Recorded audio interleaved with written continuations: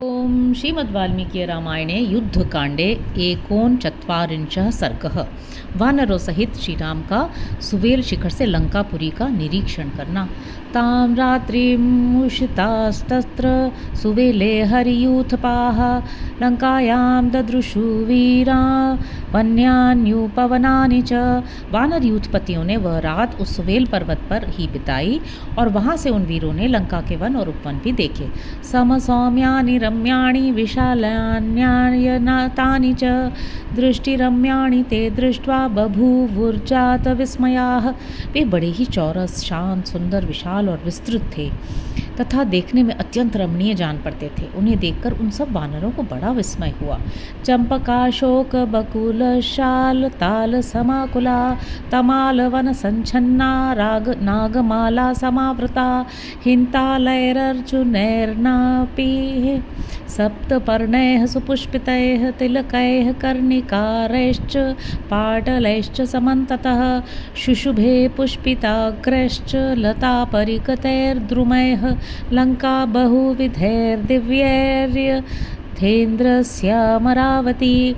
चंपा, अशोक, बकुल, शाल और ताल वृक्षों से व्यास, तमाल वन से आच्छादित, नाग केसरों से आवृत लंकापुरी, हिंताल, अर्जुन, नीप, कदम, खिले हुए चितवन, तिलक, कनेर तथा पाटल आदि नाना प्रकार के दिव्य वृक्षों से जिनके अग्रभाग फूलों से के भार से लदे थे तथा जिन पर लता बल्लरियां फैली हुई थी, इंद्र की अमरावती के समान शोभा पाती थी। विचित्र कुसुमोपैतै रक्त कोमल पल्लवैः शाद्वलैश्च तथा नीलैश्चित्राभिर्वनराजिभिः। विचित्र फूलों से युक्त लाल कोमल पल्लवों, हरी हरी घासों तथा विचित्र वन श्रेणियों से भी उस पुरी की बड़ी शोभा हो रही थी। गंधाढ्यान्यते रम्याणि पुष्पाणि च फलानि च धारयन्त्यगमास्तत्र भूषणानीव मानवाः। जैसे मनुष्य आभूषण धारण करते हैं, उसी प्रकार वहाँ के वृक्ष सुगंधित फूल और अत्यंत रमणीय फल धारण करते थे।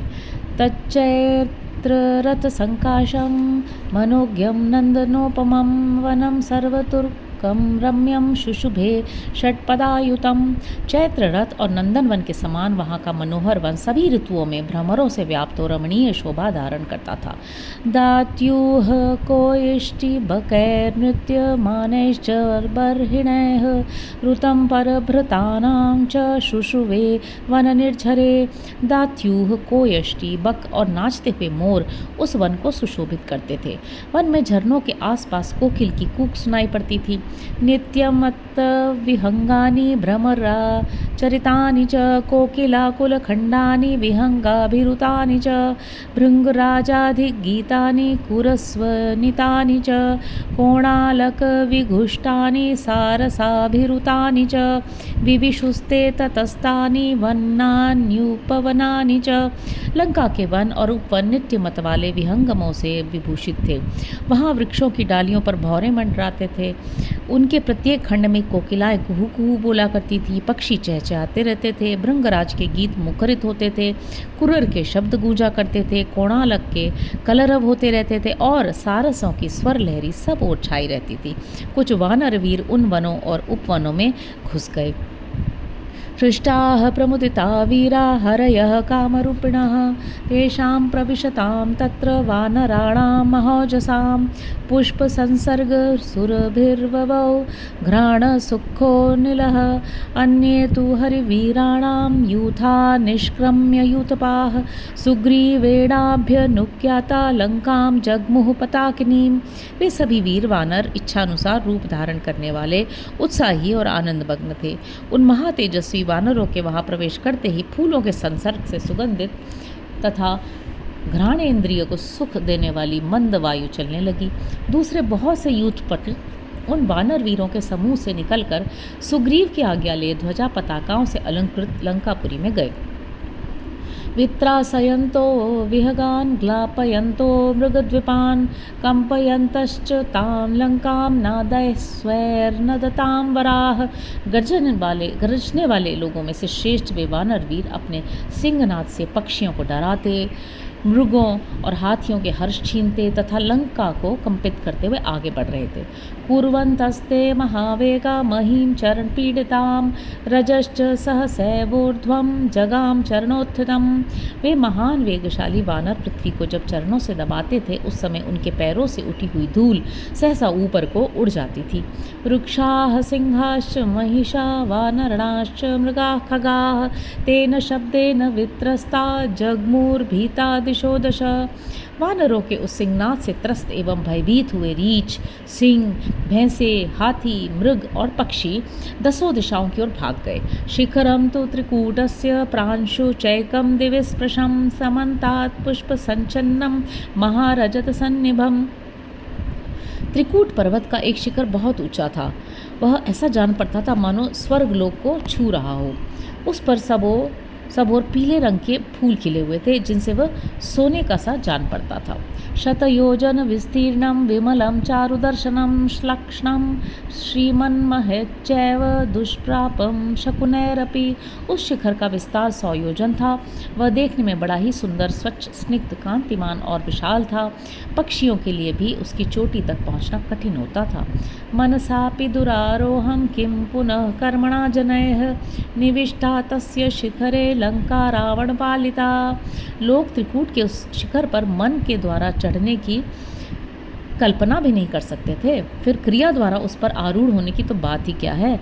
रावण द्वारा पालित लंका त्रिकूट के उसी शिखर पर बसी हुई थी। 10 योजन विस्तीर्णा विशन्द्योजनमायता सा पुरी गोपुरैरुच्चैः पाण्डुराम्बुद सन्निभैः काञ्चनेन च शालेन राजतेन च शोभते। वह पुरी 10 योजन चौड़ी और 20 योजन लंबी थी। सफ़ेद बादलों के समान ऊंचे ऊंचे गोपुर तथा सोने और चांदी के परकोटे उसकी शोभा बढ़ाते थे। प्रासादैश्च विमानैश्च लंका परम भूषिता घनैरिवात पापाये मध्यमम वैष्णवम पदम। जैसे ग्रीष्म के अंतकाल वर्षा ऋतु में घनीभूत बादल आकाश की शोभा बढ़ाते हैं, उसी प्रकार प्रासादों और विमानों से लंकापुरी अत्यंत सुशोभित हो रही थी। यस्याम स्तंभ सहस्रेण प्रासादाः समलंकृतः कैलास शिखराकारो दृश्यते खमि वोल्लिखन्।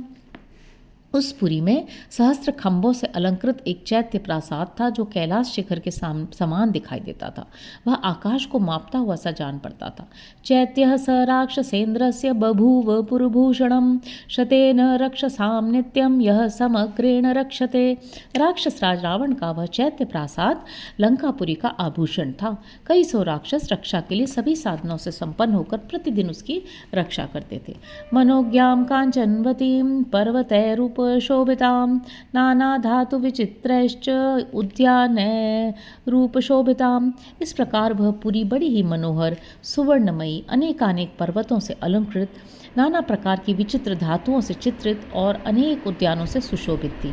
नाना विहग संघुष्टां नाना मृगनिषेवितां नाना कुसुम संपन्नां नाना राक्षस सेवितां। भांति भांति के विहंगम वहाँ अपनी मधुर बोली बोल रहे थे। नाना प्रकार के मृग आदि पशु उसका सेवन करते थे। अनेक प्रकार के फूलों की संपत्ति से वह संपन्न थी और विविध प्रकार के आकार वाले राक्षस वहाँ निवास करते थे। ताम समृद्धां समृद्धार्थां लक्ष्मीवान् लक्ष्मणाग्रजः रावणस्य पुरीं रामो ददर्श सह वानरैः। धन धान्य से संपन्न तथा संपूर्ण मनोवांछित वस्तुओं से भरी पूरी उस रावणपुरी को लक्ष्मण के बड़े भाई लक्ष्मीवान श्री राम ने वानरों के साथ देखा। ताम महागृह संबाधां दृष्ट्वा लक्ष्मण पूर्वजः नगरीं त्रिदिव प्रख्यां विस्मयं प्राप वीर्यवान। बड़े बड़े महलों से सघन बसी हुई उस स्वर्ग तुल्य नगरी को देखकर पराक्रमी श्री राम बड़े विस्मित हुए। ताम रत्नपूर्णां बहुसंविधानां प्रासादमालाभिरलंकृतां च पुरीं महायंत्र कवाट मुख्यां ददर्शम्। रामो महता बलेन। इस प्रकार अपनी विशाल सेना के साथ श्री रघुनाथ जी ने अनेक प्रकार के रत्नों से पूर्ण, तरह तरह की रचनाओं से सुसज्जित, ऊंचे ऊंचे महलों की पंक्ति से अलंकृत और बड़े बड़े यंत्रों से युक्त मजबूत किवाड़ों वाली वह अद्भुत पुरी देखी। इतिहासे श्रीमद् रामायणे वाल्मीकि आदि काव्य युद्धकांडे 39 सर्गः। इस प्रकार श्री वाल्मीकि निर्मित आर्ष रामायण आदि काव्य के युद्धकांड में 39वां सर्ग पूरा हुआ। हरि ओम।